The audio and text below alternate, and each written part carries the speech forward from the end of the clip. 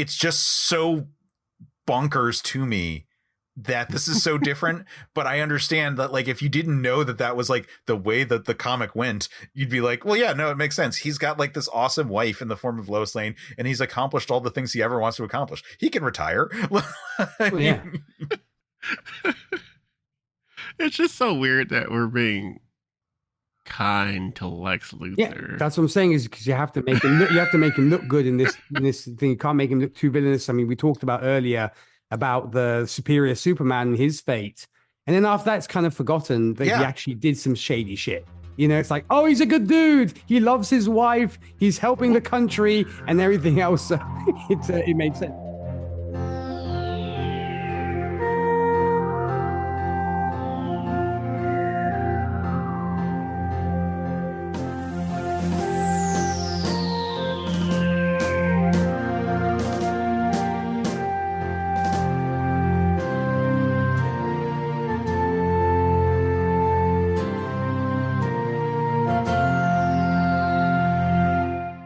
Everyone, and welcome back to the Men of Steel podcast. I am Case Aiken, and as always, I am joined by my co-host, J. Mike Folson.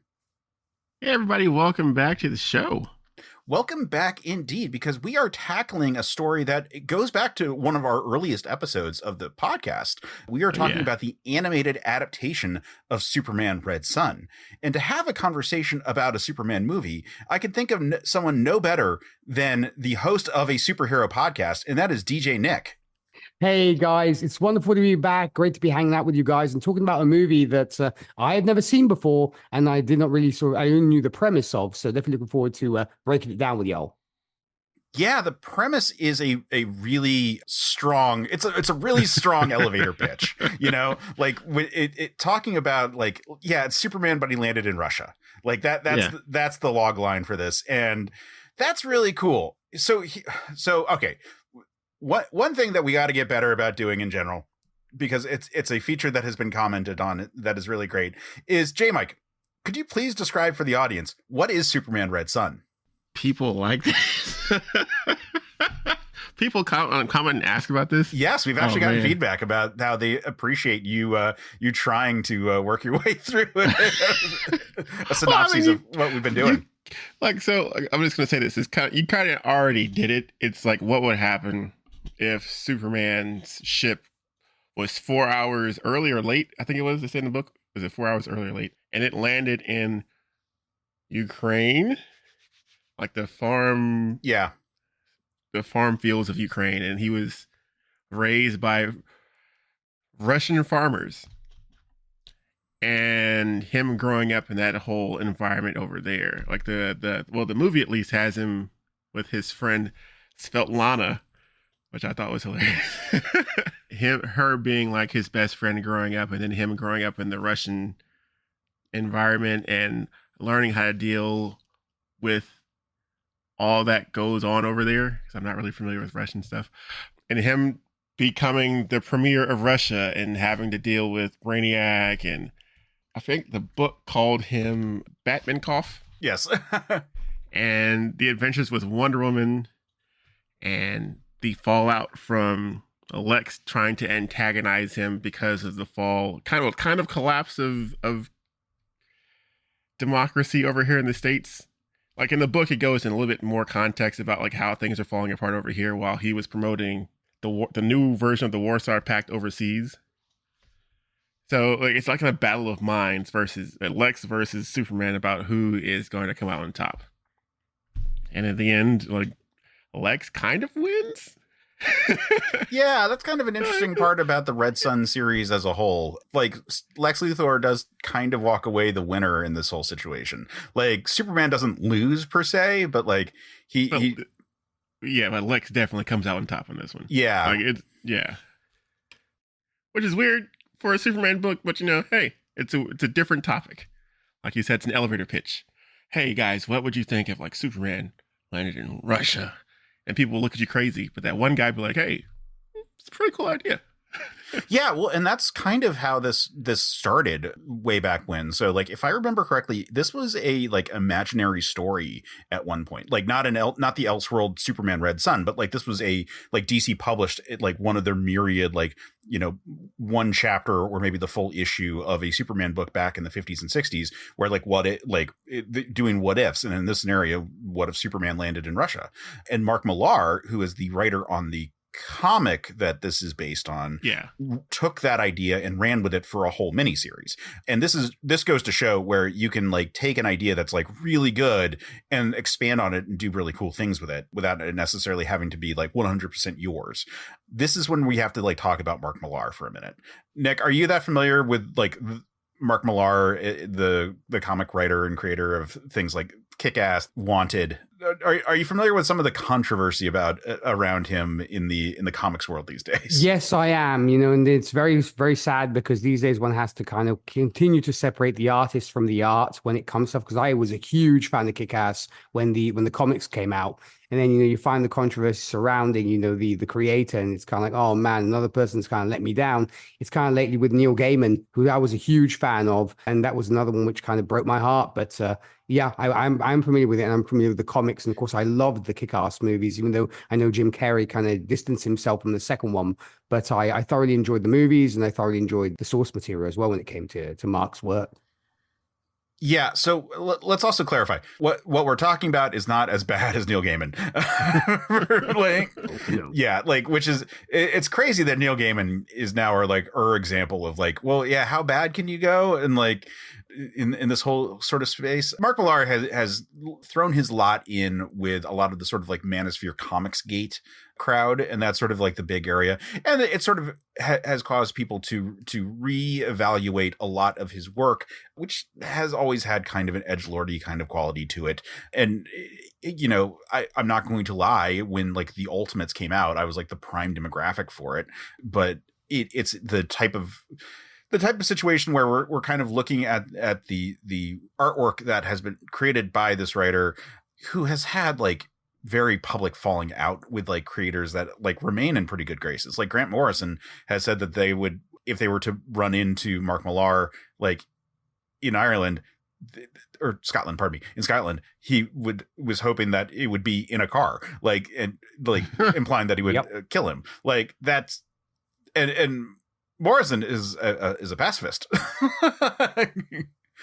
So like we're talking about like some fairly extreme distancing of people who so far have remained on the right side of things from Millar, which is kind of sucks, because Millar has been a part of some pretty big projects, and I feel like Red Sun is way less edgelordy than it should be.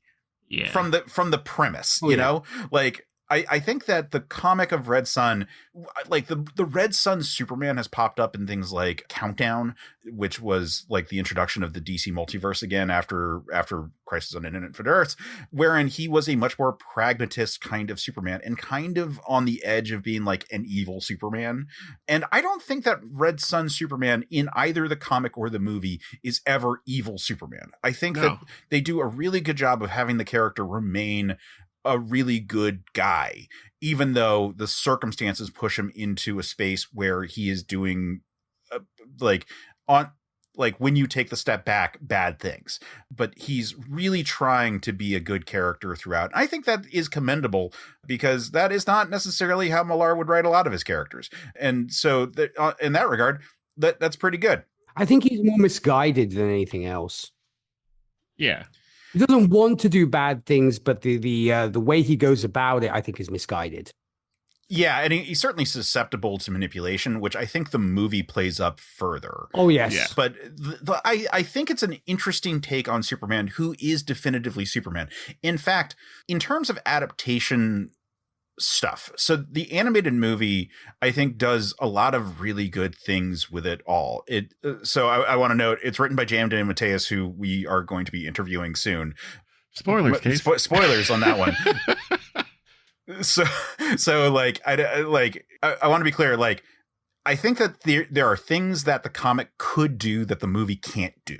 And so some of those things are economical tellings of story by way of like not thought balloons, but like the the first person narration that happens throughout the entire book, that allows for like a more rapid kind of storytelling in some components, or at least like to flesh out details that you would take serious time. So there are shots in the comic that I like regretful that they couldn't put in the movie, but the only way to really put them in the movie would be to do some kind of like Zack Snyder kind of speed up, slow down kind of like spots. And I'm thinking specifically about the spot where he catches the Daily Planet globe and it's like basically the cover of Superman 1.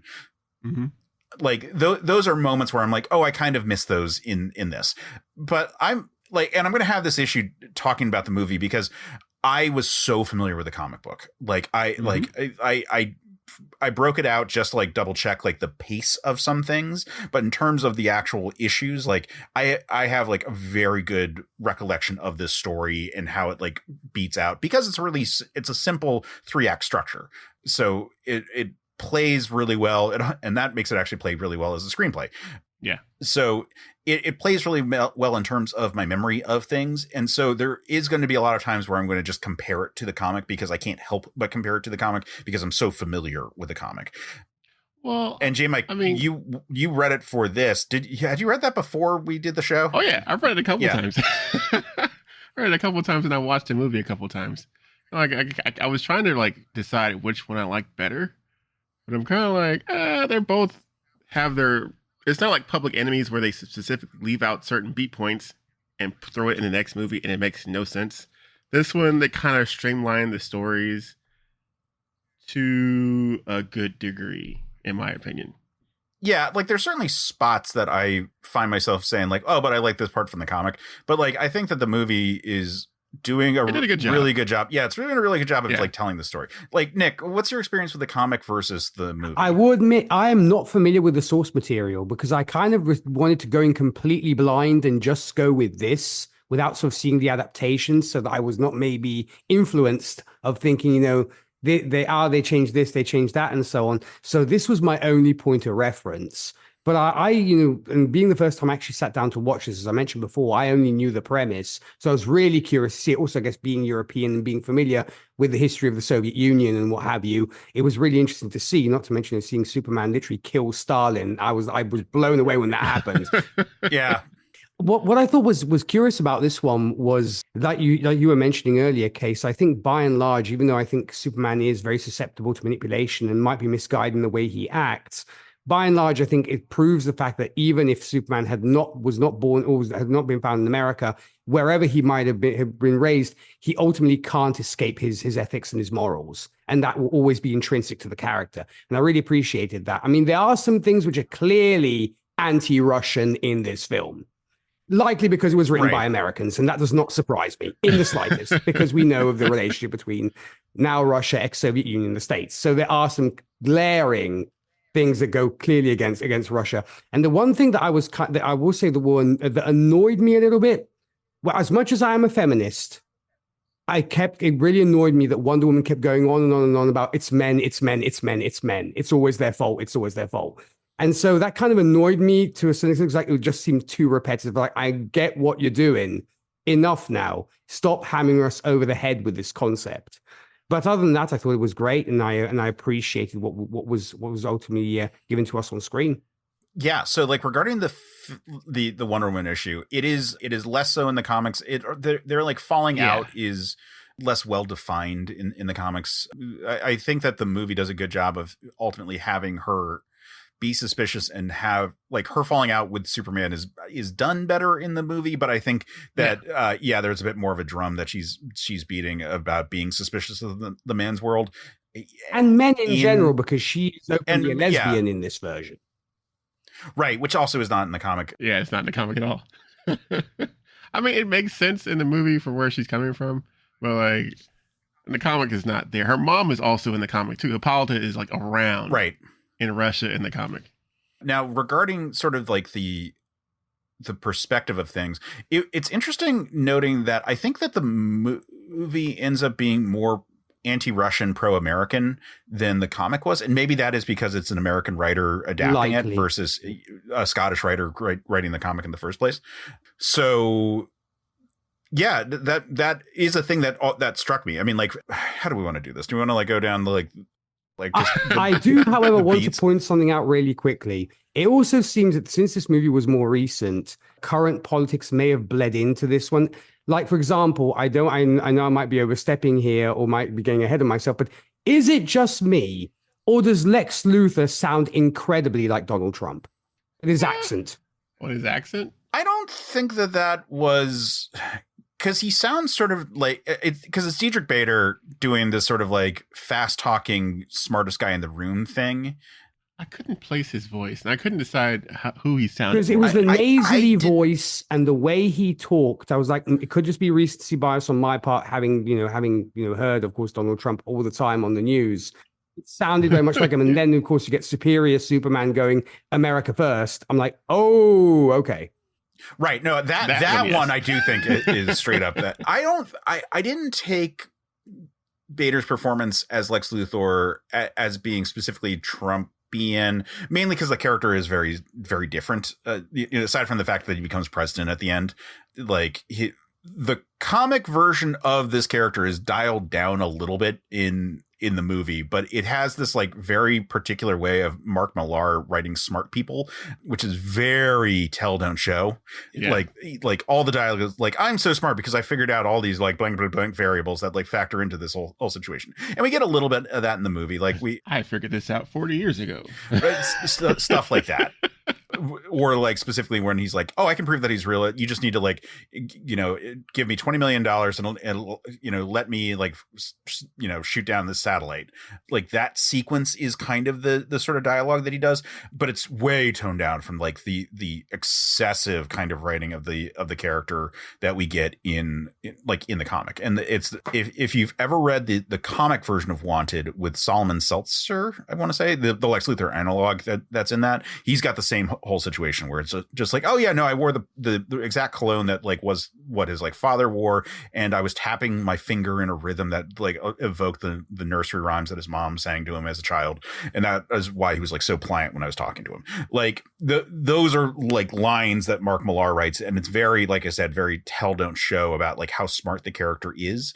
And I just think that they're doing this sort of like posh version of a Lex Luthor who is unchallenged by the things in his own world. Like the whole point for the Lex Luthor character is that with Superman as an enemy of the United States, he is able to shine in a way that he rises in prominence without the villainy kind of component to it, because he's able to be focused as sort of a super weapon by the US. Oh yeah, totally. I totally agree. Yeah. But yeah, like the America First stuff from the Superior Man is super, and that is added for the movie. Yeah. In the comic, the character is the Bizarro, and I kind of he's just straight up Bizarro. Yeah, like he like he at the very end he's dying. He like uses like the me kind of speak, but in the comic, like the whole time he's saying like goodbye, me so sad to see you, like kind of reverse like Bizarro speech.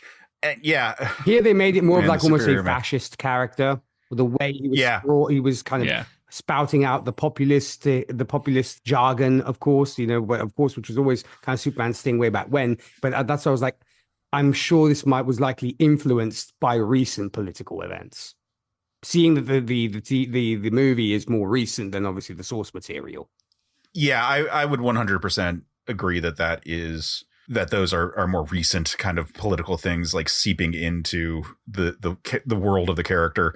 Yeah, why don't we just talk about the three major arcs for this? So because the comic was broken down into Red Sun Rising, Red Sun Ascendant, and Red Sun Setting, I believe was the three arcs, which basically corresponds to the three ages of the characters in this all. So when we've got young Superman and he's basically in the Superman outfit, it just has the colors changed or like the pattern changed, and we've got Lex Luthor with a full head of hair, and then there's the second section where Lex Luthor is starting to bald and Superman has adopted gloves, and then we have his like full-on fashy uniform at the very end and like the fully bald Lex Luthor. And those are like the three like phases that we kind of jump into. So it's like the 50s into like the 70s into like the 90s or whatever, the timeline of the comic and of the movie. So this opening with Svetlana is an original thing. Yep. That is not in the comic, and I found it interesting because it's not like, it doesn't have to be like the Soviet Superman thing. Like, aside from it sort of, like most of the scene sort of just plays out as like any bullies like picking on Clark. But it's the ending point where she says you have to give these powers to the state, and that kicks off the movie as a whole, and that sets up this like theme of the character being very susceptible to being influenced by people, and that becomes a theme later on. But like this version of the movie, one of the running themes of it is that Superman is susceptible to a lot of people's manipulations, and that happens throughout this movie. Like it is not just like when we get to the end with Brainiac, even with Stalin himself. Yeah. So then we get to the opening credits, and I think the opening credits look amazing. They're using the art style. They're basing a lot of it on the actual covers from the Red Sun comics. It's just like this gorgeous like Soviet era like iconography, like propagandist like kind of material that they're cranking out, and it looks really cool. Like the opening and the Gregorian chant that you get, which is very, very much sort of associated with Soviet. Yes, Union. You get that there. And I recall, there were also moments of that even in, to go into the Marvel world when they did Black Widow, they did the same kind of thing, because that is very much associated with the Soviet Union, right, of these almost Gregorian chants. What is that? Is that because of the Russian Orthodox Church? It Yeah, you nailed it. It's because it was cool. Yeah, and then they still use that kind of that style when it comes to prayers and what have you. So that's heavily embedded in Soviet Union culture and also today's Russian culture. But yeah, then we get this like newsreel footage, and that is very similar to the way that the comic opens, where the world is made aware of Superman by way of like footage that has leaked about the appearance of a Superman. And some of the question comes from the American side of like, is this real? Now, this is when we get to Lois and Lex, and I just need to note that they are such a better couple in the movie than they are in the comic. In the comic, in the comic, they are the most awkward, estranged couple. Like, they are together for the first issue, and at the end of the first issue, Lex is like, I have to put our relationship on pause because I have to kill Superman, and he's like clearly going crazy, and she's like, wait, our marriage is over because Superman beat your monster that you created. I don't care about the fight. I care about him beating me in chess. Yeah. Sorry, I just went way too deep on that scene. But can we also point out the fact that, I mean, Lois, when they're in bed, Lois is telling him you're getting a little bit around your chest. I'm like, the dude is fucking jacked. What are you talking about? Yep. No, I mean, like this seems like a really like vivacious couple. Like, they have the whole point when Jimmy Olsen, or rather, pardon me, Agent Olsen says like, basically like, why are you with him? And she rattles off, and she's like, number two, the sex is great. And it's like, what? Wow, we didn't ask for that, ma'am. Who knew he was a demon in the sack? Yeah. Like, do you know how good the sex has to be that's number two on your list? Exactly. Like, I think the whole time we've got a Lois Lane that is way more committed to this Lex than the one in the comic. Yeah. In the comic, there's always a sort of like vibe that like, man, if only Superman was American, like they would have found each other. Well, yeah, because he says it in his little speech bubbles in the book. Yeah. Like, he was like, maybe, if I hadn't seen the wedding ring and I didn't know who she was and she was married, maybe it could have happened. And he's like, and maybe in like a 1,000 years or whatever, somebody's going to write something about another universe where it actually happened, but not today. Yeah.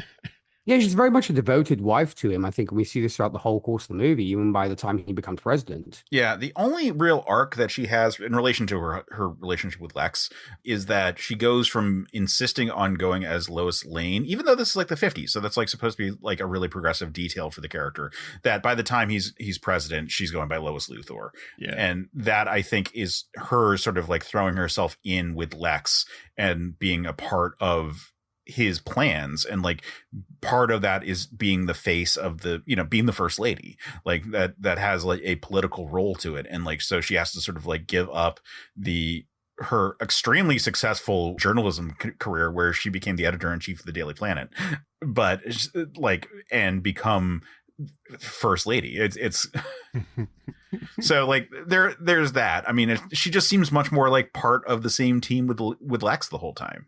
So we get the dam scene, and I think that's a pretty good establishing scene for Superman being this like idealistic, like unbesmirched by politics kind of phase for the character.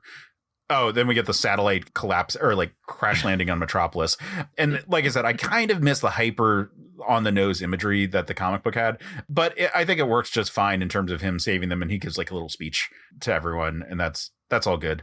But this gets to an interesting detail, which is that after the satellite scene, we actually get an interview between Lois and Superman, or at least a confrontation between them. And this sort of continues this whole theme of Superman just being extremely easy to manipulate. Because for one thing, Lois Lane suggests that Eisenhower is right in this whole situation, that like the satellite was just the Russian government creating a propaganda situation. Lois Lane knows for a fact that it's not. She was in the room when Lex requisitioned shooting down the satellite. So there is no part of her that's buying into that, like this, like, oh, it's just Russian propaganda. She actually knows it's American propaganda. So she knows just how biased the situation is. And she gives paperwork over that was given to her by Lex Luthor. And so this starts off the whole sequence of Lex Luthor is Lex Luthor is playing chess, but I don't think Superman is really playing against him. I think Superman is a chess piece. And ultimately, I think that we get to the point where it's Brainiac playing chess against Luthor. It's like you've got a rogue queen on the board in the form of Superman, to really kind of like take the chess metaphor like further. And so like Luthor has to contend with this factor, but it's only part of his like bigger play, which is a little bit of a bummer, because I do feel that like the comics version is slightly more active up until he starts becoming manipulated by Brainiac. But at the same time, it does allow for him to remain kind of the good guy in the situation. I will say that in this instance, I prefer the movie better here, because this gives Lana way more to do than what she actually has in the book. Yes. So then we get this gulag scene, and like, that is a very dramatic inclusion in the movie that's not in the comic. There's no equivalent scene, or the closest equivalent is when Superman finds Svetlana in like the food line. Yeah. But so he goes to this gulag. He is forced to like face, and this is one of the spots where it's just like, look how awful the Soviet state was, or that the movie is trying to be, that the comic doesn't really get into, because the comic sort of interprets it as being just two sides of similar coins between the Russian and the United States, or the USSR and the United States, where it's just whoever was the one who was economically prospering was the one that was doing better, and the other side was doing bad. This is really forcing us to contend with some of the true atrocities. And these are true things. I'm not trying to like downplay like the complicity of Stalin. This is not inaccurate. I'm just noting that it's interesting that we're like kind of being like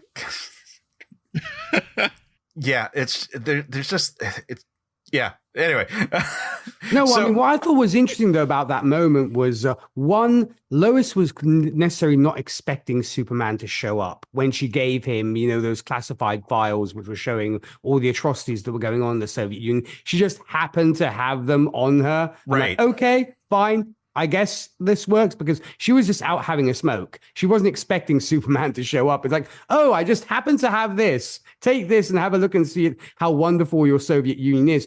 And like you were mentioning, Case, throughout the course of this movie, we see how many times Superman is manipulated, but also, he has these very high ideals, which are ultimately taken down by somebody, because he like invests so much into a certain set of beliefs, but then somebody comes around going, oh, sorry, that's not exactly the case. And I think, we get that great line, I think, from Stalin, who says, you're a blind kitten, because that's literally what he is, because he's fed any kind of knowledge and he will take it as writ. And I appreciated in that moment where Lois is like, you think the Soviet Union is so great and they're doing such a great job giving people freedom and power to the people and all. And then suddenly he had no idea that there was this whole situation going on when it came to the gulags. And then, of course, we get that great confrontation between Stalin and Superman, which I did not see coming. Yeah, neither did I, frankly, because it's not in the comic. So before we move on to the confrontation between Stalin and Superman, because we're going to talk about this one, there is the setup of Batman also, or Batman cough. Yeah. His dead parents in this time, not gunned down, but in a gulag. Yes. Yeah. And that creates a direct reason for him to hate Superman, at the very least, because he says Superman, it's likely that there was some sort of connection between his parents and Superman, vaguely, because that seems to be the purpose of this gulag, or at the very least, it seems that like people in this gulag were like hoping Superman would free them, and he didn't. At the very least, he had set up in his head that Superman should have known and should have freed him in this whole situation. And that at least creates a personal stake, because one thing that's interesting is that this movie has a much reduced supporting cast compared to the comic. The comic actually has some panels of the Daily Planet. So we actually see Perry White. We actually, we see like other reporters at the Daily Planet. And there's the character of Pyotr Roslov, who is sort of Clark, or rather Superman's political rival in the Russian government, as a separately aspiring. He's a bastard son of Stalin, and he's the character in the comic who kills the Batman's parents. Poisons him. Yeah. Oh no, he shoots them. He shoots them, and then he shoots the Batman in the shoulder on his way out. And so, it's interesting that they do a much better job here of establishing a reason for this Batman to hate this Superman, as opposed to the Batman in the comic just kind of hates the state. Which is fair. There's a lot of reasons to hate the state, even after the reforms Superman makes. And Superman in the movie jumps to much more hardcore reforms much faster. Very quickly. Yeah. Anyway, long story short, we get the introduction of Batman, who's going to be a big part of Act 2 of this movie. And that's important. Anyway, so the confrontation with Stalin. So yeah, that's not in the fucking comic. And that's where it's interesting, because this movie moves stuff around in terms of the placing of things. And so Stalin just dies in the comic. He, whatever fucking reason he died from in the real world, combination of alcoholism and old age. I thought he got Petrov poisoned him. Well, yeah, Piotr. Yeah, it's implied that he was poisoned in the the comic, but he, in the real world, I guess he just died of old age, is what it is. And alcoholism. Supreme alcoholism was a very big thing for him. So old age is in quotes, but liver failure was probably the honest answer on this one. Check out Behind the Bastards, by the way, as a podcast about terrible people. A very early episode was their Stalin episode, because of course Stalin was an early episode, and it's a really good breakdown of just how terrible a person this was, who I believe was interestingly a poet. So weird shit for these characters, or for these people in history. But yeah, so we get the cathartic moment of Superman fucking gunning down with his eyes Joseph Stalin in this, which is made to be seen as the right choice after seeing this gulag, seeing all this terrible suffering. And Svetlana dies, right? Yep. Yeah, she dies. Yeah. Also, we're forgetting a huge point about the gulags that he would never have known on his own, is that they're all covered in lead. So they went out of their way. So he couldn't see below what was going on. Yeah. Yeah, so it's not just a horrible thing being done. It's a horrible thing being done kind of in his name and away from his knowledge. Yeah. Intentionally. And Stalin admits it. That was just the thing that he was doing. It's like that scene in Prince of Egypt where Pharaoh is like, my son, they're only slaves. Right. They had to die, So yeah, that's a big kind of shift right there. And then when Superman takes out Stalin, everyone just kind of bows down. Yeah, everyone kind of goes along with it. And you're like, oh, that was quick. Right now, so here is the spot that is kind of I am missing a thing from the comic, which in the comic, after Stalin dies, everyone wants Superman to take over, and he refuses for a while, and there's no way for him to actively refuse them at this point after he just killed Stalin. There's no way that story plays out that way. But what I do kind of wish is that we had gotten some more vibes of him being people wanting him to be in charge. Yeah, because this is like But after this is that. really early in the movie too. Yeah. So, you know, I don't know if there's a way, but it was kind of nice having the characters like doing the whole like I rejected it 3 times and before I finally accepted the responsibility. And in that it's because in the comics, Svetlana like that's where he meets Svetlana for the first time in a long time. Right. Yeah. And she's like, oh, well, the situation is terrible and it's only going to get worse now that Stalin is dead. And he's like, no, it doesn't have to be. I can fix this. I can save everyone. And that's the end of the first issue. Anyway, so then we get the Wonder Woman. Well, we get the Wonder Woman scene. Yeah. It's stripped down, but I think works fine. We also get the introduction of Superior Man. The introduction of Superior Man happens first, and then we get the actual like Wonder Woman scene because that leads directly into the fight. Yeah. So I do have a question about the Superior Man scene. So when they pull down the like cloth that they're like covering Superior Man with, at first it's like, oh, that's really fucking big for just a dude. And then like they cut back to it and you can see like, oh, he's like in some kind of box. But then the soldiers appear to be outside of the box. So is it actually just like a shed that is, it's like like 2 sides and a roof, and the soldiers like are exposed? Because like otherwise they're just shooting the box. They're not actually shooting Superior Man, which would make more sense if he was really a publicity stunt, but like isn't. Anyway, it's just a silly detail I had while watching this thing. Yeah, so Superior Man, I kind of miss the powers being like kind of fucked up in the comics. They had like I don't need all of it, although like it might be a lot to add in this detail. In the comics, when they get into this fight, Superior Man, I don't think they call him Superior Man. I think they just call him like warped copy or something like that. But anyway, like Superman 2 or something. Yeah, whatever they call him in the comic. Like they have a couple of good spots where they do like bizarro versions of his powers. And so they have like telescopic X-ray vision where he like accidentally causes like seizures, causes radiation poisoning for all these people inside a nuclear sub that's like trailing him. Yeah. And that causes them to launch a rocket. And in response to the rocket, the comic version of Superior Man freezes Superman with his ice vision because he's got the bizarro warped version of powers, and then sacrifices himself and takes the rocket like off and like blows up.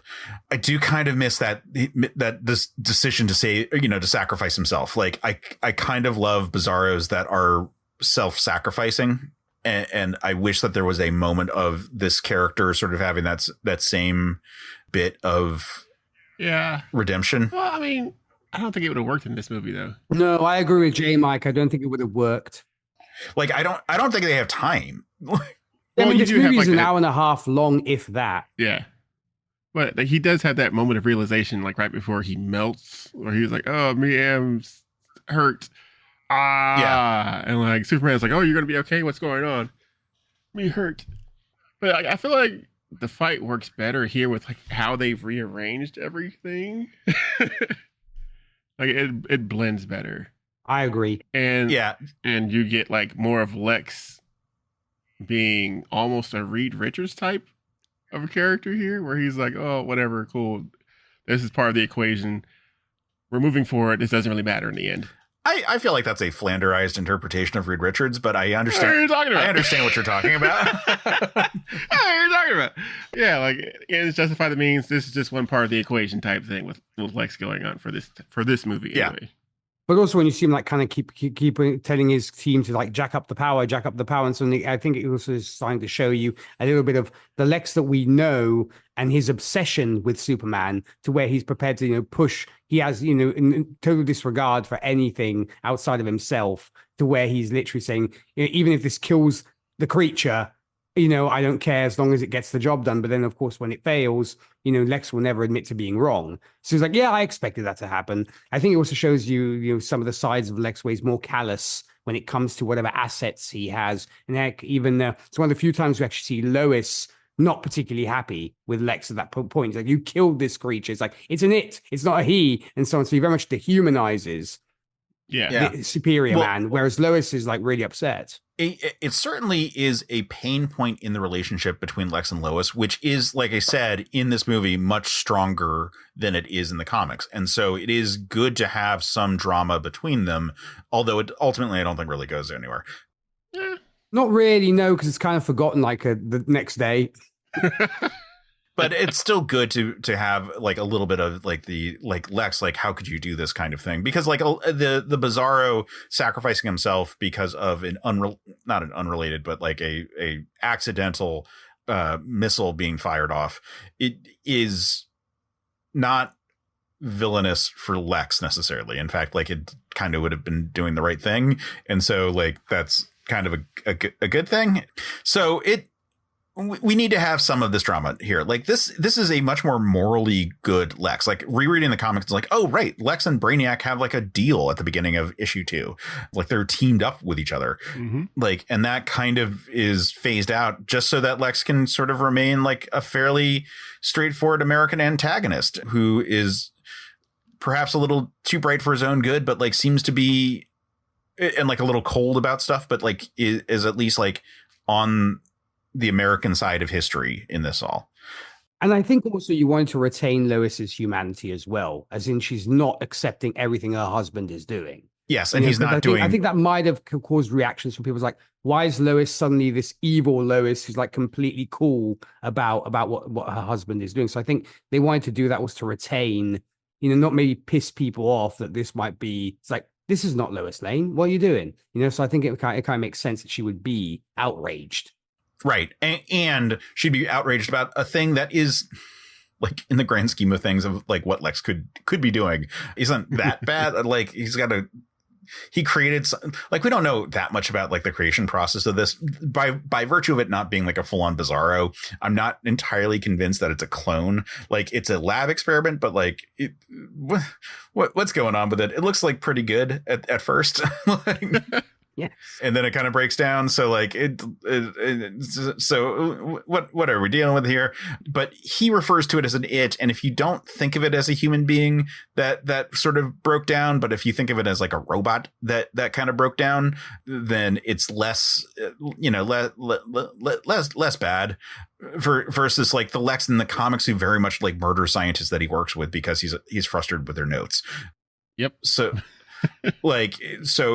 we want a Lois who is less complicit in like the straight up war crimes of her husband, and her husband has less bad war crimes in this, I guess is what I'm getting at. But then we get a time jump. And so we get a very on the nose, I tear down this wall line, which, speaking as someone whose parents have like a piece of the Berlin Wall signed by Ronald Reagan at their house, like, because Reaganite parents.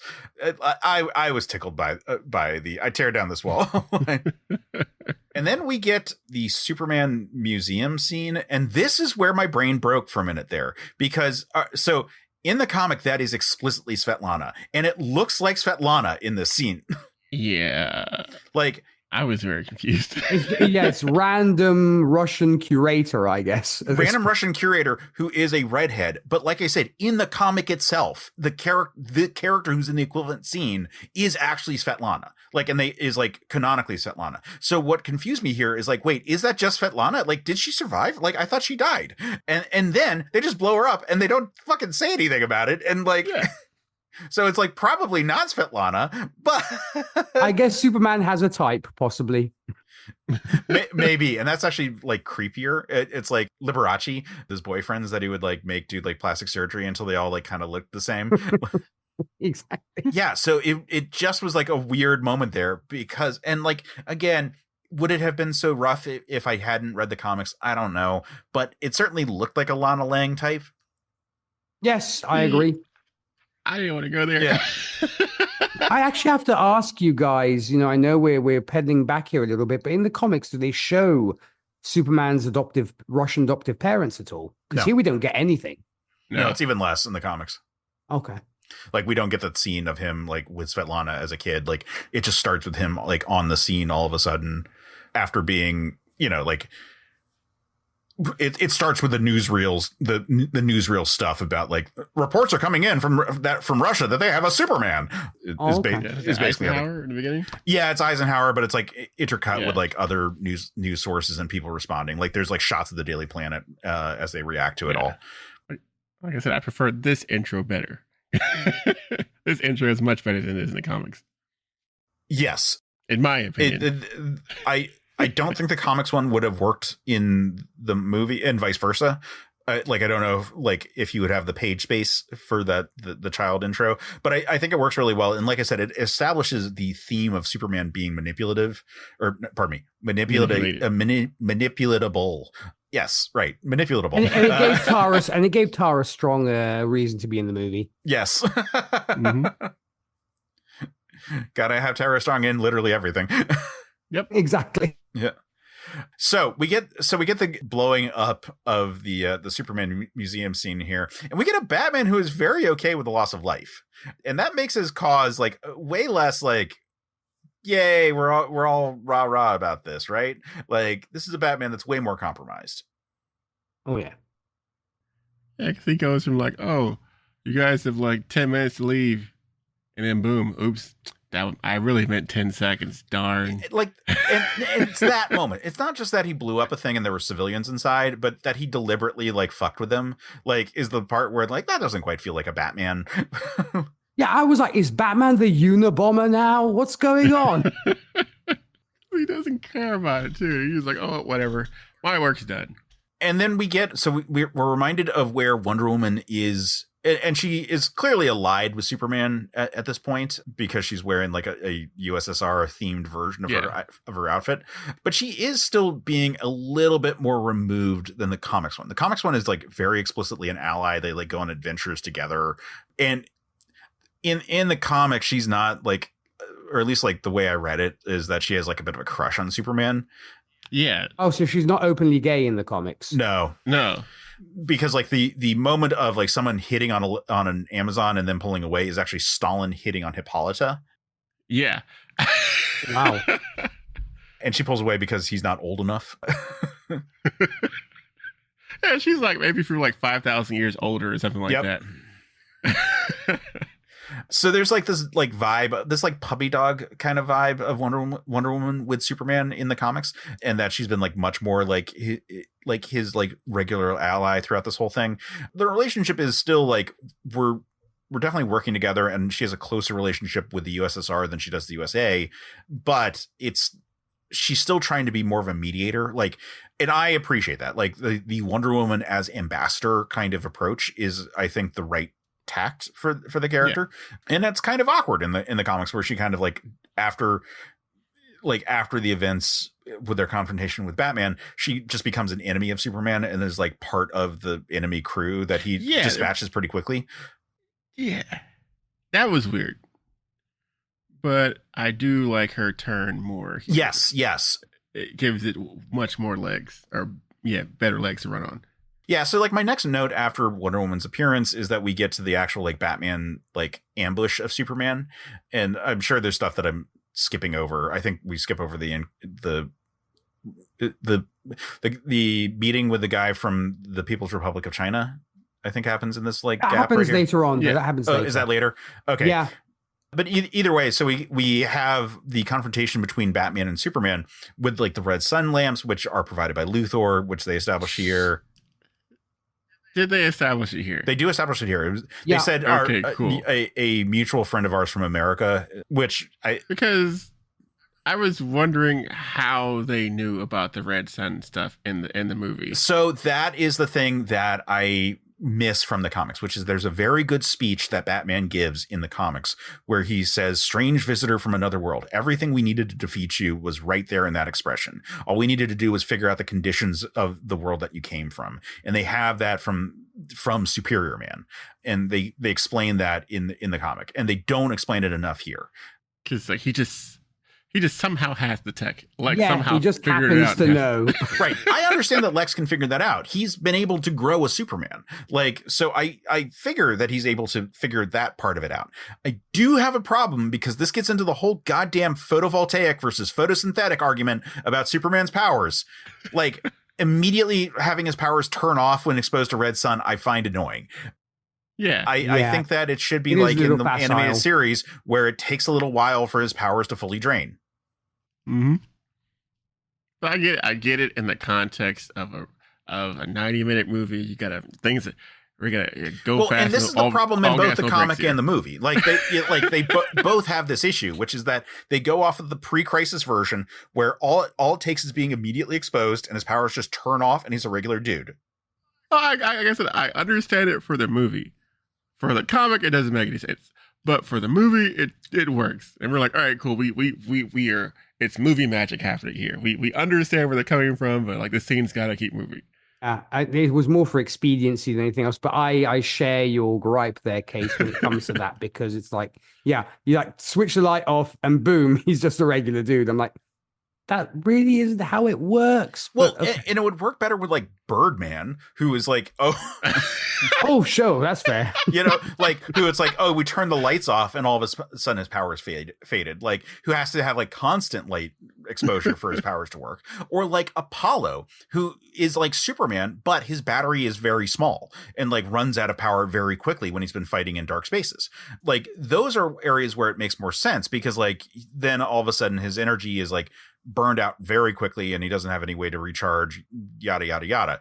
But like all they had to do was turn off the lights and all of a sudden his powers came back on without being exposed to sunlight. Yeah, just as quickly as they're gone, his powers come back. It's right. Like, okay. Yep. So this was acting more as a suppressor to his abilities than necessary. Like it again, it's in the this is not me like having a debate about like this is me going into a pedantic detail because I need to go into this pedantic detail. Like I understand that this is not like the point. Oh no, it's fair. It's a fair point. I can see why it can be frustrating. It just drives me goddamn crazy, especially with this version of Superman that we're well into spoiler territory here, and people So Nick, do you know the twist from the comics that was not included in this movie? No, I do not, but feel free to share it. Okay, so at the very end of the comic, we follow the Earth from the perspective of Superman, who is living in plain clothes. Yeah, he's living as a normal person, obscurity. And he sees the generations go on, and eventually it gets to the point where Lex Luthor's children and grandchildren, great grandchildren, the Luths, and their great children, Power 50, and their great children, and so forth, the L's become like prominent scientists who, now that the Earth is old and the sun has become old and red, goes to the council saying that their world is doomed. And so Jor-El, great descendant of Lex Luthor to the power of 50, sends his child into the past, hoping to like break the cycle of the world becoming old and decrepit and whatnot. And that crash lands in the Ukraine in the like 1930s and is supposed to be Superman. And so this plays on this original idea that Superman is like a human of like evolved a millionfold, but it does it directly. And that's like one of the fun twists of the comic that has nothing to do with Superman Red Sun. But it gives you, I guess, the cyclical nature of what we're seeing, I suppose. That yes. It's a constant cycle, I guess. And there's no way they could do that in this movie. Like, no, people. I mean, me personally, even I would probably, my mind would probably be like, "What the hell was that?" So it probably wouldn't work. And also, I think people are maybe not familiar with the comics and stuff. I think it might have been a little bit too much. I mean, I know you mentioned the ending here. I think the ending here was much more clean cut and served the movie. Like I said, the twist ending of the comic has nothing to do with the actual story of Red Sun. Like it could be any Superman story could have used that as the whole deal. The only thing it means is that you don't have kryptonite. The only thing you have to use against Superman is Red Sun. And he doesn't come from a world with a higher gravity because he comes from fucking Earth. So like he was a human all along. He was never an alien. He's a human all along, which is one of the interesting details there, which is that his whole like, well, I should leave humanity alone is actually wrong because he's always been a part of humanity. In fact, he was sent back and intentionally to break the cycle of humanity, like killing themselves. And that, and we're not very good at it in the real world and at breaking the cycle of killing ourselves. Anyway, so J. Mike, you brought up the Wonder Woman breaking her lasso and that whole thing. I think it is a lot better in this movie. It is because like we keep going back to the comic. In the comic, she breaks the lasso because Superman he's legit manipulating her to do it to save him. Oh, he's so fuckboy doing that. Like he's being like, Diana, like if our relationship ever meant anything to you, please save me. Wow. Yeah, okay. He's being Steve Trevor from the fucking failed Wonder Woman pilot with Adrian Palicki. We don't need to talk about that. Like we don't need to bring that up anymore. He's so doing like fuckboy manipulations on Wonder Woman. Like it's gross, but you know what? It's real. But like when she breaks the lasso in the comic, she straight up like it looks like she lost her powers. She looks like physically drained. She ages a lot. Yeah, they do a better job of it in the movie where it looks like she's just really tired and she flies off. And we just have the white hair, I guess, which is pretty much it, giving you, I guess, the feeling that her energy's been drained, I suppose. Yeah, like I think that they do a better job of like keeping her like her power of action. Once she breaks it, like she does a bunch of things as opposed to, I think she just like breaks and does like one thing in the comic. I forget specifically. It like deactivates the lights is the deal, but like it's a much more like bombastic scene in the movie, which is good. But like I think the fact that like she's outraged is the really good part here. Like she's not doing it because Superman's begging. She's doing it because she's really fucking pissed. She's really frustrated to be like captured by Batman and be taunted and be powerless in the situation. And it wasn't just taunted. He was controlling her too. Yeah. Because like he had a whole line of like, you do anything else, she can't even hurt me because like I told her she can't do anything. So if she does that, she's gonna die. So what are you gonna do, Superman? She's very much had her fill of mankind and just men in general at this point. And I also like that they say, like, she says specifically, even you can't break this, Superman. And then she goes ahead and breaks it herself, which I like because in this work as a movie, Wonder Woman feels more powerful than Superman. Oh yes, yeah. There's a scene later we could talk about this. Too. The whole thing with the lanterns. Oh yeah. Yeah.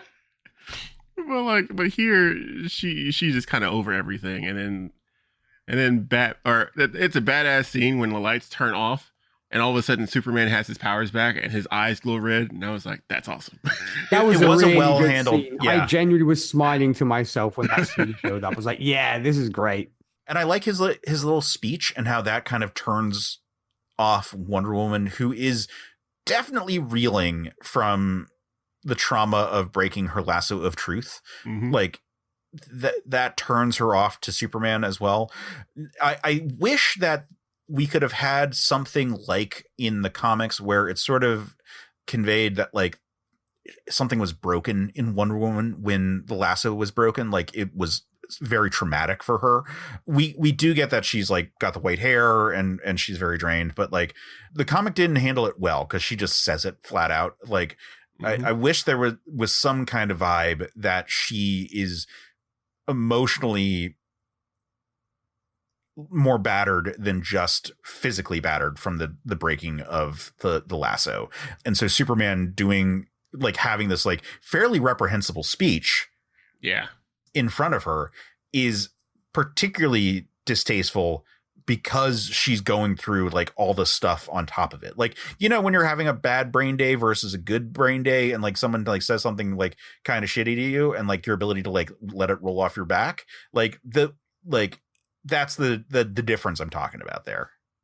Not to mention she's also seen all the darkness behind this so-called perfect government that Superman was doing, where now everybody's pretty much brainwashed, and she had seen that, where there had been this kind of mental brainwashing going on. So that already wasn't sitting well with her. And then he is basically, threatening Batman that he'll do the same thing to him. And she's thinking, he'll do that to me if I don't comply. So I guess she's kind of seeing the parallel of Stalin was kind of doing the same thing. He was like, oh, this is such a great place to live in, while behind the scenes you were throwing people into gulags. And here everybody's, compliant and happy, etc. But if you look at how the sausage is made, it's literally he's brainwashing people. And so clearly Diana wasn't happy with that. Yeah. That's also happening a little bit faster in the movie, and that like the slippery slope that Superman is on is much slipperier in this. Like basically at the start of Act 2, he's already like under the control of Brainiac at this point, assuming that all the brain modification stuff is Brainiac stuff. We didn't talk about the Brainiac part. Wait, was it Stalingrad? Stalingrad, yeah. Was it Stalingrad? Yeah, like he strings Stalingrad. Yes, and turns it into Kandor. The placeholder for Kandor, yes. Yeah. Good use in both the movie and the comic. In the movie, we get more time with it, which I appreciate. I need to at this point admit that I have been trying to pitch a Superman movie that is a Brainiac movie my entire life. I have been picturing that since Independence Day came out, I have been saying that you could do a good Brainiac movie. Like you just do the effects of Independence Day, but instead of blowing up a city, it shrinks the city. And you got Brainiac drones that are things that look like the ships, and they look pretty good in Independence Day. And we already saw that we could prove that a man could fly, and Neo double proved it for us. And so every time we've had like jump forwards in technology, I've been saying like, yeah, where's our fucking Brainiac movie? And Act 2 is obviously inside Kandor from the perspective of Superman, who has to deal with not having superpowers. That makes the most fucking sense. Hopefully James Gunn and his crew are listening, Case. Anyway, so we actually get a bit more time with Brainiac here. We get him being like this menacing, like flying saucers shrinking down Stalingrad. And that's pretty cool. And that, like we said, it sets up a Kandor equivalent that is used very effectively later in the movie. Yep. But yeah, so like Superman, quote unquote, defeats Brainiac and then quote unquote reprograms Brainiac. And then quote unquote puts him to good use. But in reality, Brainiac is never put to good use and is completely in charge of the situation from this point on. And, like I said, you could make an argument that like everything, like all the really bad stuff that Superman does is because of Brainiac. Kind of. Well, but they put Brainiac in place really early in this, and all the bad things that are like super science bad things you assume are Brainiac, right? Okay, I'm gonna have to pull up my very nerd hat here. I'm like, this is the whole Arthas Lich King situation. Was it Arthas in control, or was it Lich King in control most of the time? Who knows? But like, you could say like Superman thought he was doing something, or he thought he was being good with the mind control devices. Like, oh, they just need it for a certain time. Or was it Brainiac telling him, oh yes, Kal-El, we can do all this stuff like he usually does. We can repurpose them and have them work better for society. It's only temporary. Yeah, it all plays back to how easily manipulated Superman is, because he does think he's doing good. Just like when he was under Stalin, he thought he was doing good, and now he's found a replacement for Stalin. He feels he's doing a good job because Brainiac is kind of I'm sure it's Brainiac on his shoulder, but he's actively participating in it. He's not questioning it. I totally get, or rather, I'm not saying that Superman is in no way complicit once Brainiac is like on the scene. I am just like arguing when Brainiac's being on the scene starts to matter for him. Because okay, so to address this, all right. So Arthas was clearly in the wrong for several of the details leading up to his ultimate succumbing to the Lich King. However, once he pulled the sword, he was effectively under the control of the Lich King from that point. So how much though, Case? I would argue that, well, we know that he gave up his soul, and so. We're going on a real nerd tangent here, guys. Yeah. We know that he gave up his soul, and we know that it means that at the very least, like his basic moral barometer was gone from that point going forward. He was effectively the same as a lich in terms of his moral compass, which is to say non-existent. And so even if he had some modicum of free will, he was still an agent of the Lich King from that point going forward. Now certainly once he fully fused with the Lich King, he was fully evil. But to bring it back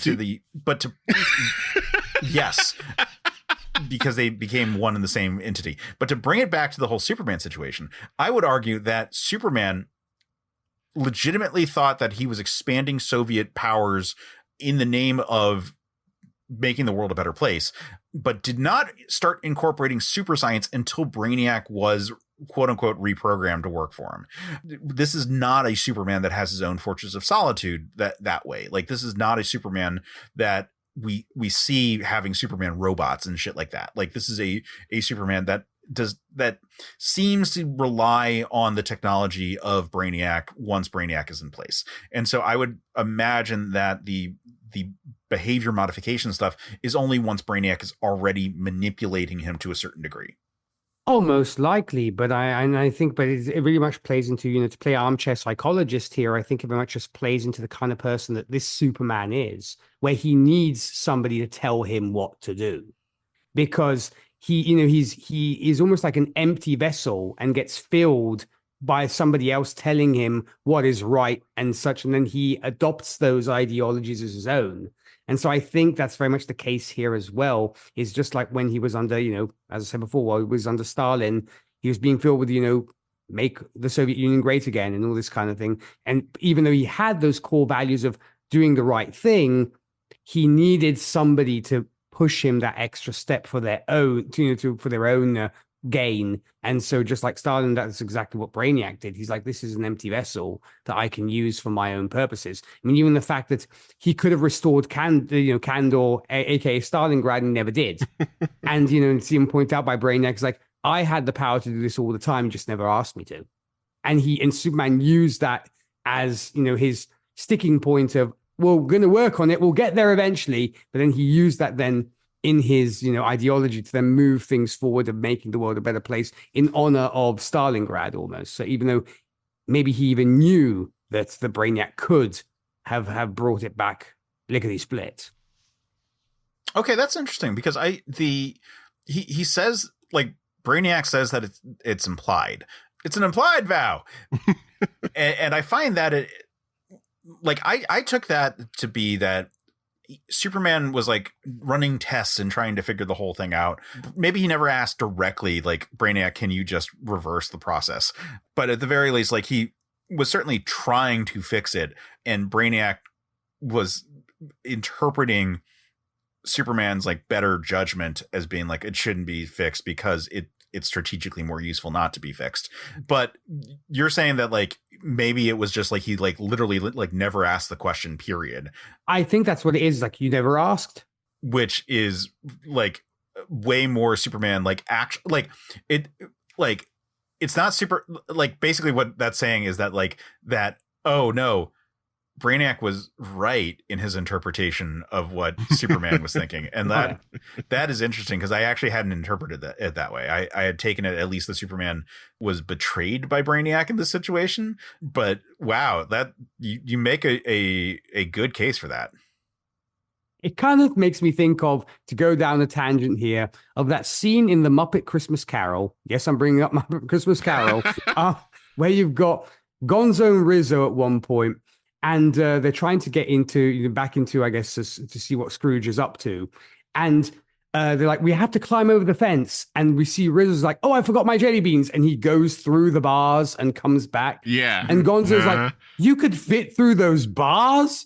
And Rizzo's like, yeah. It's like almost that you never asked me to do this. It's like, rather than climbing up over the gates and going through. So it's that kind of thing of like almost Brainiac's like, I could have done this the whole time. You just didn't ask the right question.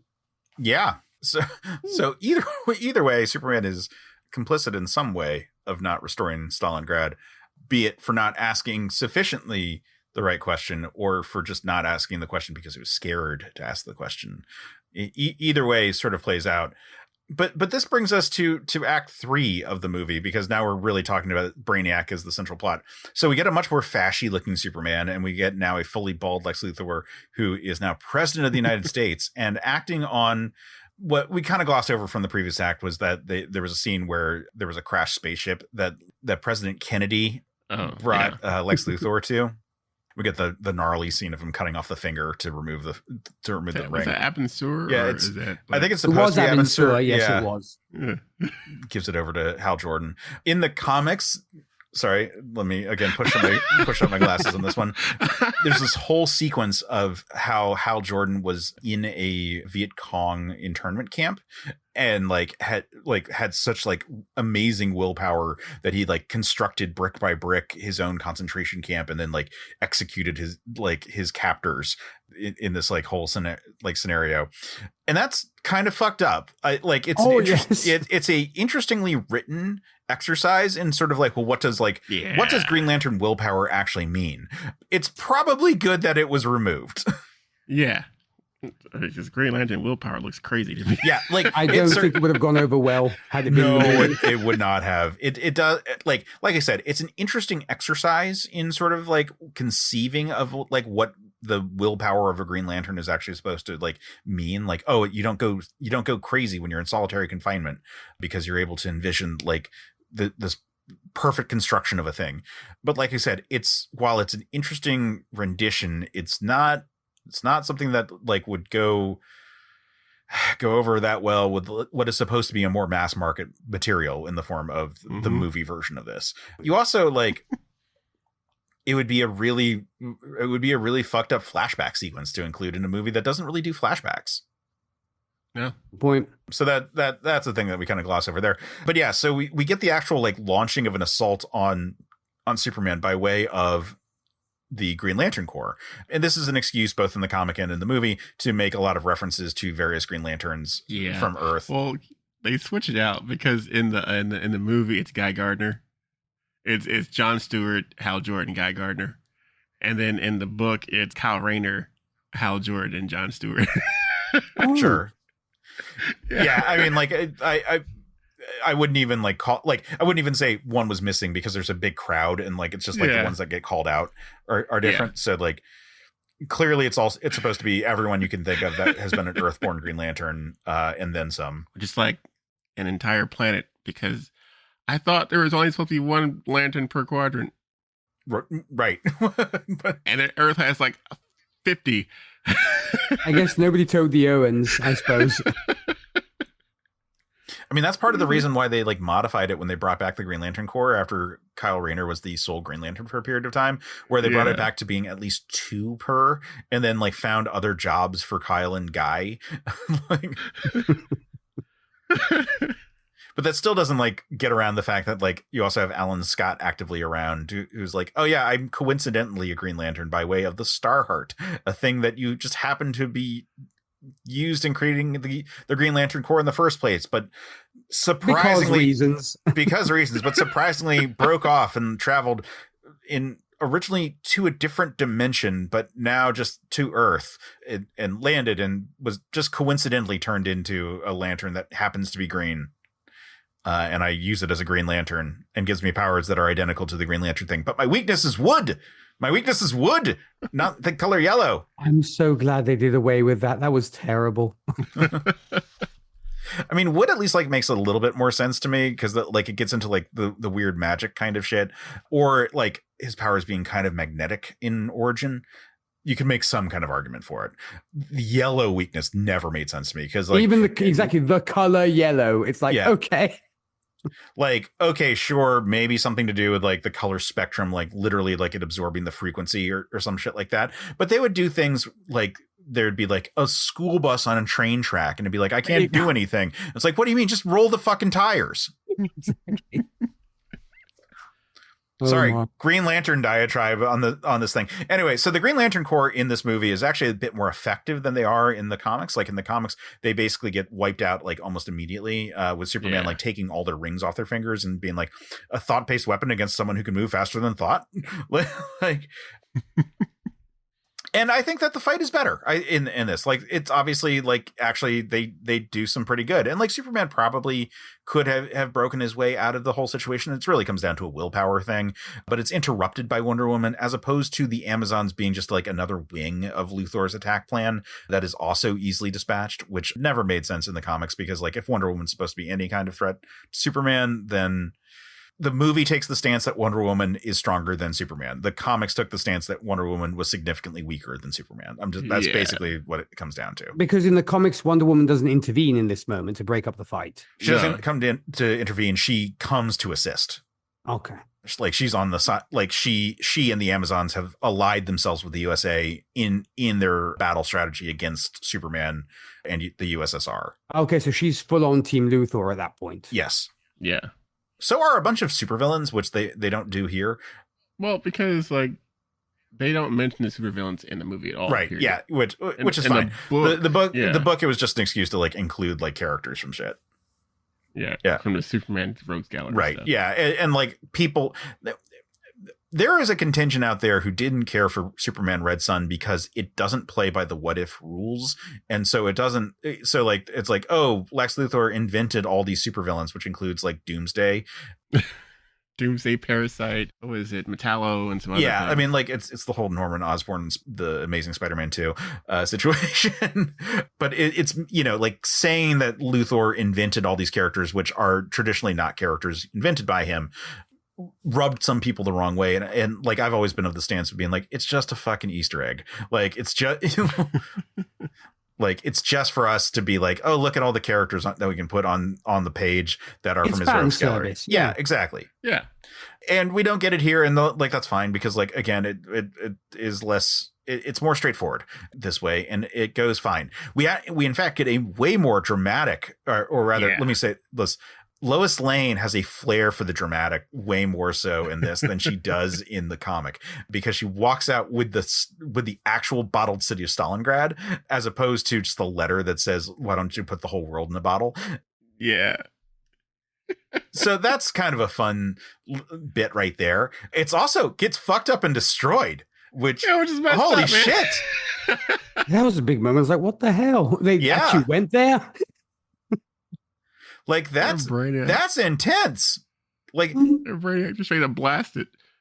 You're like, wait, what? You just destroyed a whole city just like that. Yeah. Yeah. So we have a way higher body count. Yeah, apparently 6.5 million people. Apparently. Yeah. A way higher body count in this movie, kind of accidentally. Like it certainly as a surprise. Yeah, because like everyone's having like their is this really worth it speech. Superman's like, I think we messed up. We should probably go home. And Brainiac's like, no, this is the best possible outcome. You know, all the calculations said this is how it's supposed to be. And Superman's like, nah, we done goofed. Let's get out of here. And Brainiac's like, nah, I'm gonna do my own thing and blast the and blast Stalingrad to smithereens. And I was like, Then that's when the light bulb goes off of, you were cheating me the whole time. You never really converted, did you? Because like I didn't pick up on it, especially in the book that Luthor and Brainiac were working on the same team until like much later. Yeah, because like, even at the end and the comic, there's this huge confrontation with Luthor and I want to say Clark, but it's not Clark. But Luthor and Superman before the fight starts, where Luthor just appears, his fortress of solitude or wherever he's hiding with Brainiac, and Brainiac just straight up like takes him out and absorbs him, it looks like. Right. And then they fly off. I think, I haven't read it, but I think it works much better like this rather than having Lex and Brainiac in cahoots. Yeah. Well, Lex and Brainiac aren't in cahoots at that point in the story. They were earlier, but when it happens, Brainiac has this whole spiel about how like I couldn't let him keep talking to you by my calculations. If you keep like you're engaging with a 10th level intellect like that, he would have convinced you to commit suicide within 5.8 minutes or something like that. So, some spiel like that, and that then plays out with like when Superman like comes to the realization like, oh wait, no, Brainiac's been the one manipulating me this whole time, is part of his like thought bubbles when he's like going through the sequence of events. Lex is not actually dead. He's just snuck aboard Brainiac's ship, if I remember correctly. Yeah. And it's like reprogramming him the entire time. Ta-da. Yeah. But the movie does it much better because we get the Lex suit, or a version of the Lex suit. Yeah, Lex comes off as a more active participant in this whole situation, and a more generically heroic participant, which is consistent with how this Lex is overall. And at no point did he like ally himself with an alien invader. Like he keeps the moral high ground way more in this movie. Like it's absurd how good a guy Lex Luthor is in this movie. I think it's also because you want to make, right, Soviet Superman look even worse, because if you're doing like more, talking about propaganda here, if you're doing like more a pro-American side of this, you're not going to want Lex to look too bad. Well, it's just like, yes, yes. Like, what's interesting is that, like I said, his relationship with Lois is so much better. So like when he retires from being president, and he's like, I've got like the most important chapter of my life with this little lady. Like, you want to have your audience cheer for him by the end of the movie. You don't want to be like, that was not satisfying. You want to make him look good. It's just so interesting because, again, like, so the end of the comic, and like, I'm not saying that they could do the end of the comic here, but the end of the comic is that he leads the world into a utopia, and like his effectively becomes like the thought leaders, his family line becomes the guiding like royal family of the world, like unto becoming the L family in the House of L in the Superman timeline kind of shit. So like, it's just so bonkers to me that this is so different, but I understand that, like, if you didn't know that was like the way that the comic went, you'd be like, well, yeah, no, it makes sense. He's got like this awesome wife in the form of Lois Lane, and he's accomplished all the things he ever wants to accomplish. He can retire. Yeah. It's just so weird that we're being kind to Lex Luthor. Yeah, that's what I'm saying, is because you have to make him look good in this thing. You can't make him look too villainous. I mean, we talked about earlier about the superior Superman and his fate, and then after that, it's kind of forgotten that he actually did some shady shit. It's like, oh, he's a good dude. He loves his wife. He's helping the country and everything else. I have written fanfic where Lex Luthor was in the role of Iron Man in like a DC version of the Avengers situation, and was like just straight up a good guy. I can generally speaking fuck with Lex Luthor not being a bad guy. Wasn't he kind of good in the New 52 run? I was going to say, because didn't he have like his own Superman suit and everything else? Yeah, no, he's had runs where he's been the good guy, and like that's like I can deal with that. He's recently had like a big run where he was like a good guy. Now part of that was with memory loss, but that was still a run that I could appreciate and work with. I'm just saying that in this story, considering that he already was like painted as something of a monster for creating the superior man, like it's just surprising that like how good he ultimately, like he's a net good, like he's a net positive. And there's I feel like we just do this because it's Lex and like his history. It just feels weird. And in the comics, when you get that moment where apparently Superman has survived, that I guess is not in the comics at all, where Lois sees Superman in the crowd as Clark, dressed up as in his Clark gear, with the fedora and everything else. You don't get that in the comics, right? We don't have that. There is a scene like that, yeah. Yeah, okay. You do, but like here in the movie, it happens at his Lex is like he's retiring from presidency. He's like, I'm done with here. I'm out. I've done my thing. But in the comic, it happens like how many years? It's like his funeral or something like that. Like because I forget how long Lex actually lives. Lex lives like hundreds of years. Like because like he cures everything.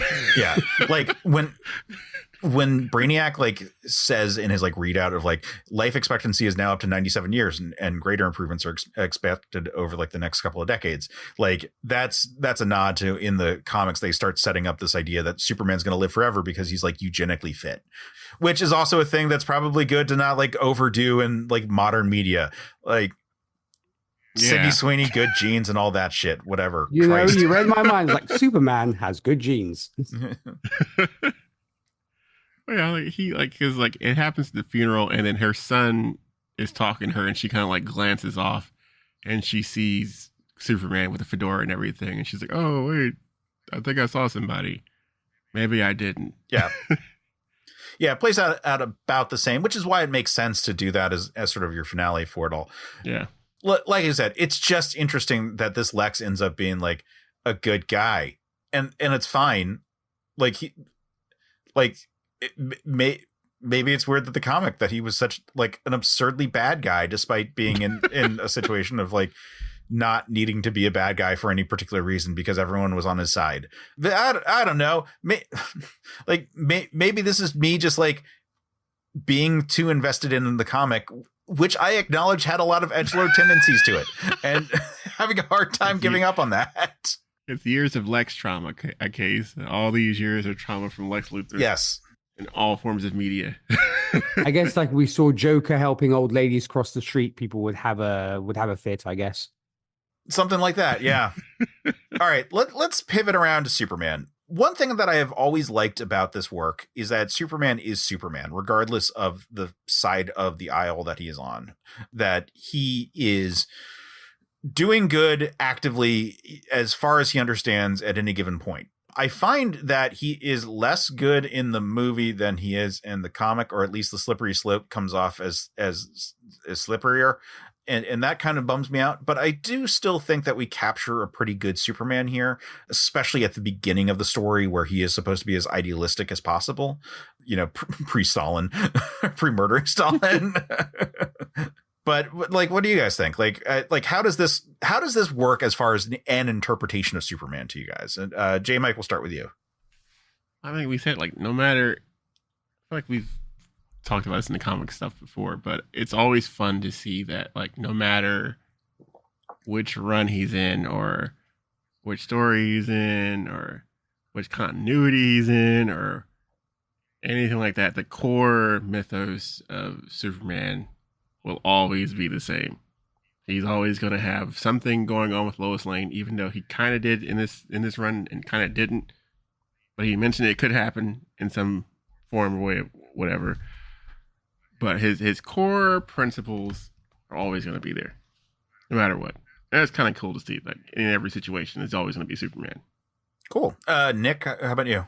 I definitely agree. I mean, I think by and large, even though, you know, they make him a little bit more flawed, at least in this movie, by and large, I think he does retain the core values that we know and love about Superman. I mean, like you were pointing out, Case, you know, wherever he might have been born or wherever his spaceship might have ended up, it shows you that inevitably he's always going to have those ethics and those values. Granted, here, as I said, I think it was more misguided and just being, you know, so idealistic, so you are more prone to manipulation. But by and large, I appreciate this. Also, I will say I like my characters flawed to where nobody is pitch perfect, and so I like that about him because, you know, obviously he was going about things the wrong way.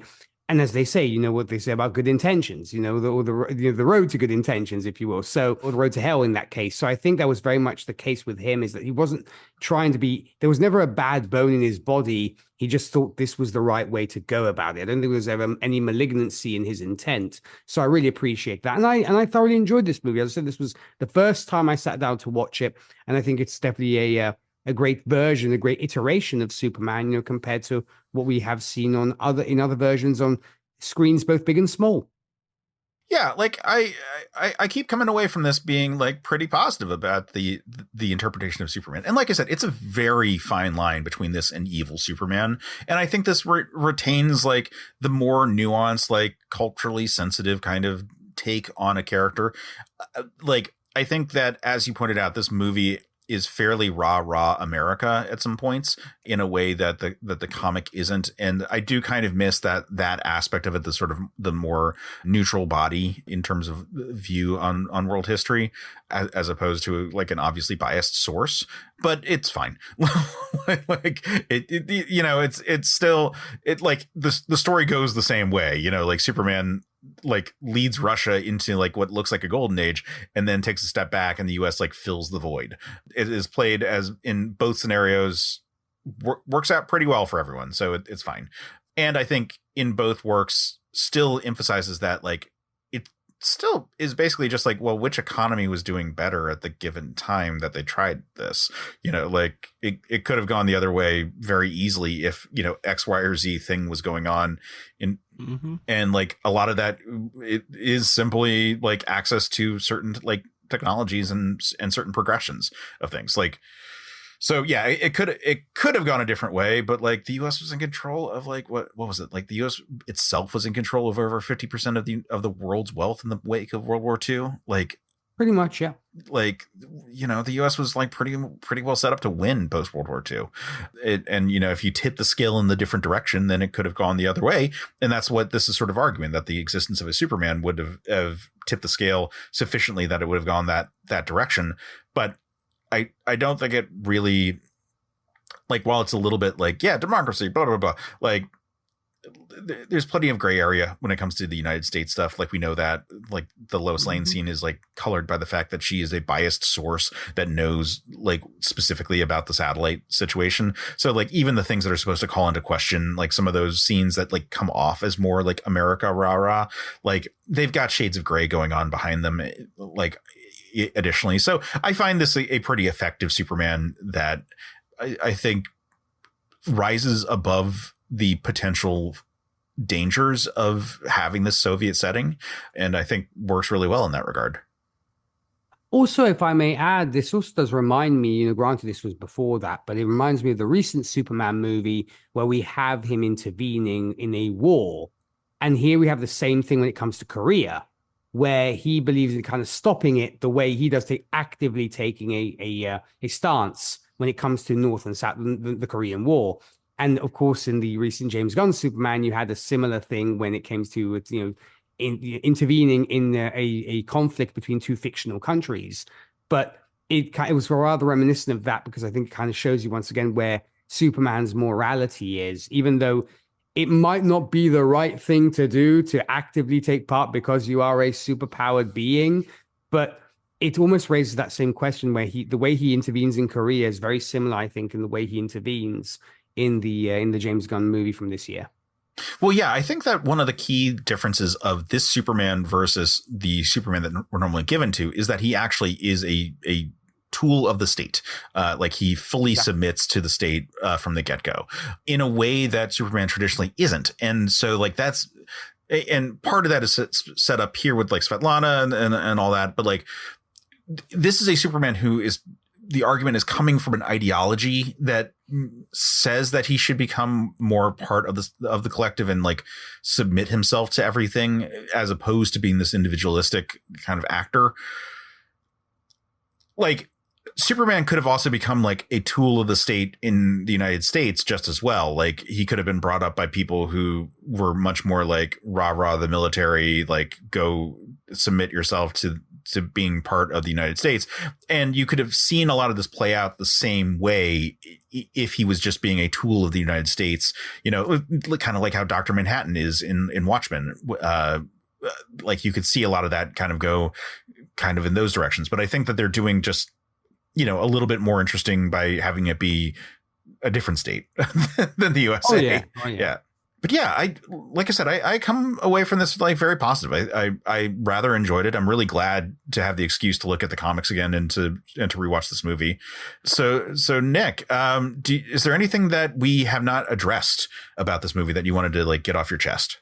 No, I think we pretty much covered everything. I mean, as I said before, I think I was so glad I got to discuss this with you guys, because after having watched it, I'm like, I am so ready to talk about this with someone. And I'm so glad that someone, it was the two of you. No, but I really enjoyed it. As I said, aside from, as I mentioned before, the more feminist approach that this movie takes. And as I said, I've got nothing wrong with that, because I'm a proud feminist myself. But it did seem like they were hitting that over the head just a little bit. But other than that, I'm glad I watched, and like I said, I'm glad I got to shoot the breeze with the two of you. It was a great excuse to talk to you guys again. Yeah, it was a blast. Just a final question: would you recommend this to non-Superman fans? I think I certainly would. I definitely think I would. I might actually, when she's a little bit older, I actually might show this to my niece. I mean, at this point, she's 4 years old, so she probably wouldn't understand what the heck is going on. So maybe in like 10 years or so, right. I might sit her down and say, okay, check this out. This is what your uncle enjoys, So I'm already trying to get her into the whole nerdy stuff. I constantly gift her like Spider-Man figurines and this kind of thing. And she actually does the Spider-Man thing with her fingers when she sees me, which is fantastic. This Nice. is a 4-year-old, mind you, cool. doing this, which is brilliant. Yeah, that's what she does every time she goes, shh, and like, that's fantastic. I'm like, I'm doing my job as a nerdy uncle. Excellent. J-Mike, would you recommend this to non-Superman fans? I do all the time. Oh, excellent. Like, it's one of those movies right up there with, actually, believe it or not, The Nail came up like last week in a conversation with some of my friends at work. Okay, nice. And along with Superman versus the Elite. Always recommend that one. And so, this is pretty high up on my list. It's so much of a unique story that I'm like, if you want to see more things about Superman and different stories and different ways people have tried to have written him before, you could try this one out. Give you something to think about. Yeah, for a long time, the comic was a regular staple in my rotation of loan out to people to be like, oh, if you're not really into superheroes or Superman specifically, this is one that might change your mind. Mm-hmm. This and Superman Secret Identity were my top two to loan to people to be like, no, check out Superman in a different light kind of books. And which is why I think I can't find my copy of this. So I think I had to read it on the app, and I think it's because I probably loaned it out to someone and never got it back. But I know I've purchased this more than a handful of times for people as gifts, just to be like, yes, here, appreciate Superman Red Sun. And I would say that the movie does a pretty good job too. Yeah. I think that if you want to, if someone's like, oh, I don't get Superman, and you're like, if you can deal with him in a different context, this is a really good interpretation of the character with a different set of challenges put in front of him by virtue of being an active political player. And I think it works really well. So I'm really glad that we had the chance to talk about this. But I'm also really glad that, Nick, that you get a chance to plug your stuff, talk about your things. Where can people find you, follow you, and what have you got going on? Okay, so deep cleansing breath. So when it comes to me, you can find me at my day job hosting the radio show Whiskey and Cigarettes, where we play the very best and nothing but the best of country music for you guys. And of course, for more information about that, you can visit our website, which is whiskeyandcigarettesshow.com. When it comes to the podcasting side of things, as Case kindly mentioned earlier, you can find myself and Keith Bliss on Happiness and Darkness, the superhero movie podcast, where we discuss any and every superhero movie under the sun.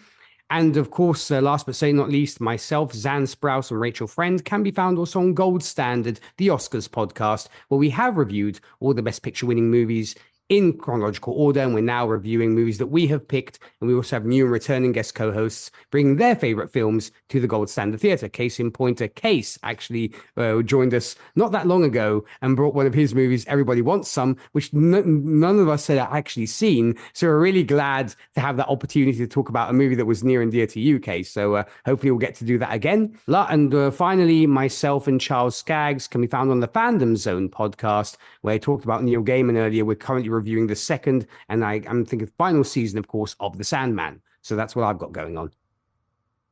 Awesome. Everyone should definitely check out all the stuff you've got going on. It's such a wonder how prolific you are. So I have no social life. You've got podcasting that replaces a social life. We all found that out during the pandemic. Amen. On that note, J. Mike, where can people find you, follow you? What have you got going on?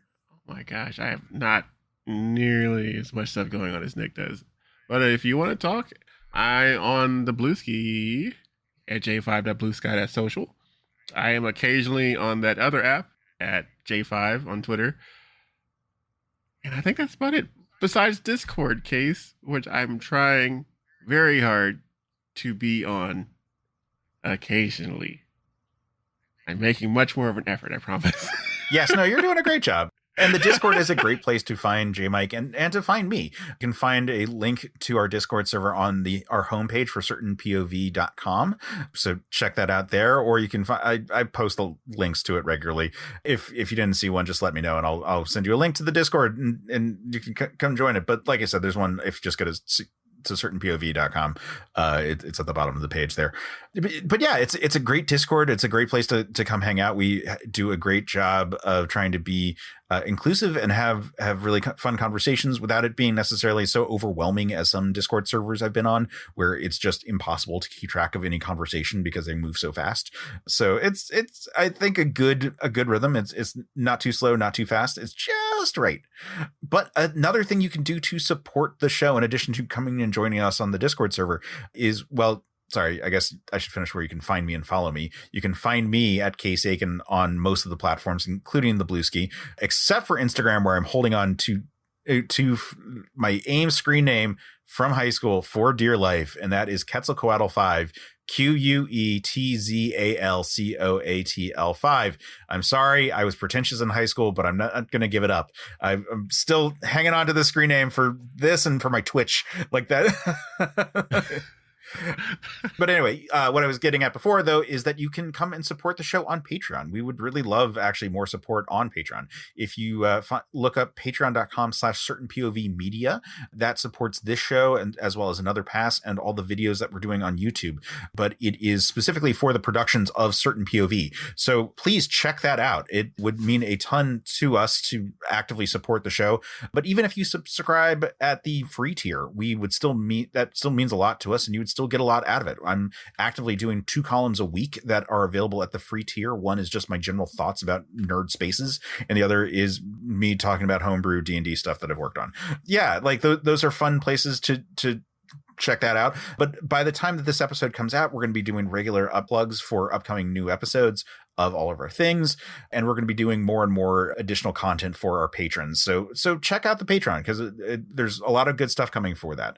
And on that note, we need to thank some people. So I need to thank the patrons that joined at the executive producer level, and that is Micah McCaw, Carter Hallett, Sean Muir, Lee Gregor, Memento Young, Logan Crowley, Joe Mastropiero, Casey and Nancy Aiken, Adam Samter, and Keith Lettinen. And those are the people who are wonderfwe and joined us joined us on the Patreon and are helping keep the lights on, which is a really cool state to be in. We have been an independent operation for so long that it is kind of nice to be like, oh yeah, how do I distribute the checks between me, J Mike, and Sam? That was pretty cool. Yeah, so please check that out. Thank you for listening. We did tease what our next episode is going to be on this one, which is that we are actually going to be talking to J.M. DeMatteis, I believe 2 weeks from the time of this recording. And that is really exciting. He is a legend in the comic book and otherwise media nerd space, and I'm super excited about that. So check that out when that comes. Oh, and lastly, we should talk about one last thing. Certain POV is launching a new show. We are launching Trade School, which is a show about comic books. And specifically, it is a show where each week a guest brings a comic book that they love, like a trade paperback of a comic book that they love, and discusses it. And it's the same format as Side Quest from Fun and Games, where it's just that guest host. There's no one else. And they just talk for 5 to 15 minutes about the comic book and like why it's a thing that meant something to them. So for example, I did the Squadron Supreme trade paperback, and I got to talk about like why it was like really cutting edge when it was written, and when I discovered it was really cool, and how it was really cool that not this part wasn't cool. The author had passed away, but the cool part was that they had cremated him and put his ashes in the ink of the comics. And that was like, I was like, oh, this is a really gnarly comic. I'm like, it's fun to know that I have this.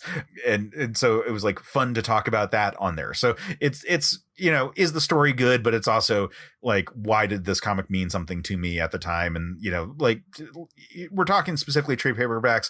If it's an arc that's available digitally, that's fine too. But that's the basic idea. So yeah, please, if that sounds cool to you, reach out to me at my email, case.aiken@gmail.com. Or you can find me on Discord or whatever way you want to reach out to me. And I would be happy to take your submission. We are going to be launching in September, and I'm hoping to have a backlog to make us go through at least a couple months before we actually launch. And I've got a lot of people who have promised episodes and a few who have submitted. I'm in good enough shape that I should be launching end of September. But yeah, more people submitting would be great. And I would really appreciate people doing it, because it's a really cool project that really celebrates comics. But that is a lot of me talking, and we should wrap up this episode. So thank you all for listening. Thank you Nick for being here. Thank you, J Mike. Thank you guys. Thank you, J Mike, always for being my co-host. Until next time, stay super, man.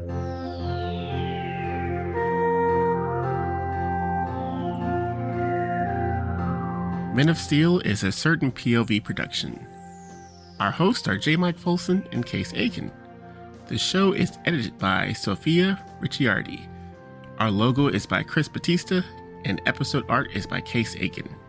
Our theme is by Geoff Moonen. Do you have a comic book you just can't stop thinking about? One that stuck with you years later? On Trade School, guest hosts get the mic to talk about a graphic novel that changed the way they see the world, or just made them fall in love with comics all over again. In just 5 to 15 minutes, you'll hear stories about the stories that real people love the most. Trade School, a short-form ongoing series about the comic book trade paperbacks we love and why we love them. Find it wherever you get your podcasts. CPOV. CertainPOV.com.